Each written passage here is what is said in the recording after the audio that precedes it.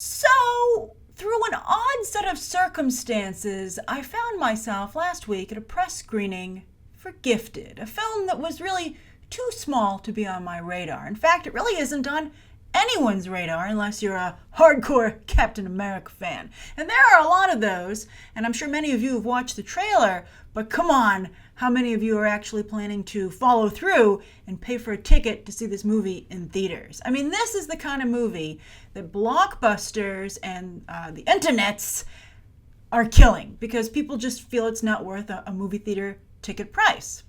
Now anyway, while I was standing at the screening room, the Fox screening room, pretty swank, they don't let you in right away. We were waiting for the projectionist to come and unlock the door. And they had the movie posters up. Whenever they're doing a screening, they like to put the movie posters on display. And I was like killing time. I got there really early.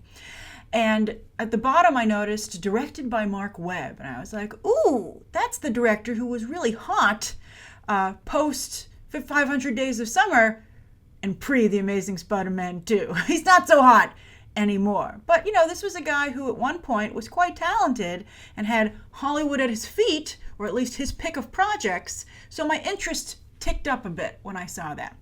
But then when the movie began in the screening room, they let us in, I felt that McKenna Grace just wasn't likable enough to carry the film. And interestingly, this is the second unlikable child actor I've seen recently after streaming The Ninth Life of Louis Drax. Jamie Dornan cannot act. It's official. He's so bad.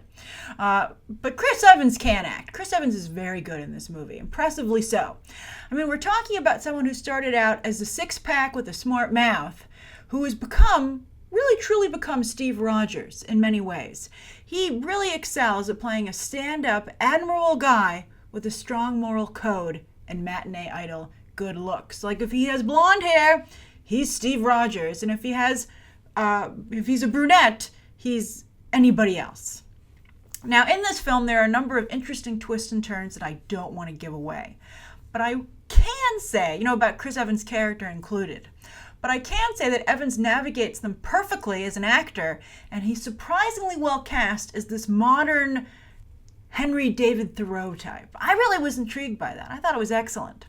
And in addition to his work in the movie, I really liked what it had to say about the influence of adults in a child's life, from caretakers to teachers. And it's how they affect a child's life both in a positive way and sometimes in a negative way. And even beyond the quality of that child's childhood, also how that shapes them into a person and an adult, and that the adult they eventually become has a lot to do with the adults who are in their life as a child.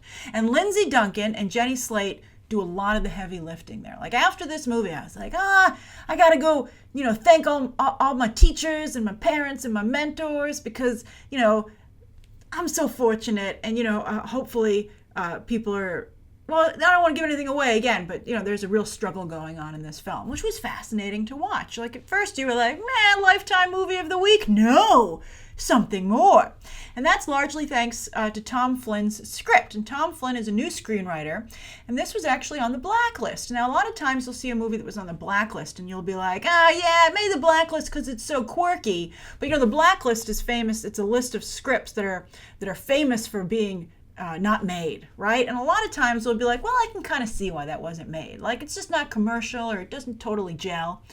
But this movie, this is like a legitimate film where you're like, why didn't anyone make this? And I'm glad that they finally did. It's just really well written, which is such a pleasant thing to come across these days. It reminds me in some ways of like an old classic film back when, they weren't worried about visual effects and how to entice you to get into the movie theater. Just really good writing. The kind of writing you see on TV mostly these days. Now, the only problem in the film is Octavia Spencer, and quite frankly, I think it's embarrassing to both her and Hollywood that as an Oscar winner, this is still the best kind of role that she can get. She's barely in the film, and she has a shocking, I think it's supposed to be a joke, where she chastises Chris Evans' character for not hiring a white lawyer. She's like, you don't even have enough sense to hire a white lawyer. And I was like, what? Now, thankfully, Glenn Plummer, as that lawyer who's not white, does a great job as an actor, and the character that he plays is very good counsel. And it should have been just a colorblind role, but instead they made it very much an issue with this line from Octavia Spencer's character. It's not even important to the movie. It's a throwaway joke. And I'm really surprised that on set, Octavia Spencer, or on location, this is not the kind of movie that can afford sets, but on location, that Octavia Spencer was like, I don't want to say it. Let's get rid of it. I mean, she's an Oscar winner. Use that clout, Octavia. Now, you don't have to see Gifted in theaters, and again, you probably won't, because it's expensive to go to the movie theaters these days. But you should make a note of it, and you should definitely make sure you watch it when it becomes available as a cheaper option. Maybe go as a matinee, because you'll be really glad that you went. And I hope that Chris Evans' agent is sending screeners of this movie around town, because I see a potentially strong movie career for him outside of Captain America or alongside of Captain America. He's recently been saying, I'm not going to be Captain America forever. But remember, a couple of years ago, he was like, I want to be Captain America forever. I think he's just dealing with the reality of contract negotiations and, wanting to hedge his bets in case Marvel does say it's time to move on.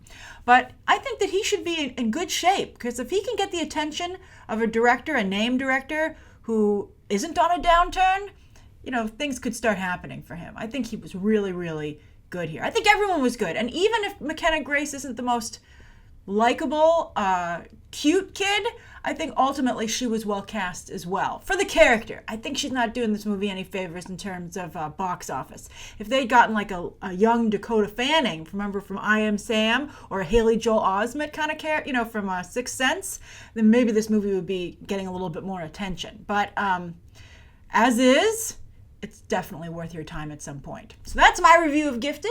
I look forward to hearing your thoughts about it down below, although again, I'm sure many of you won't see it for quite some time.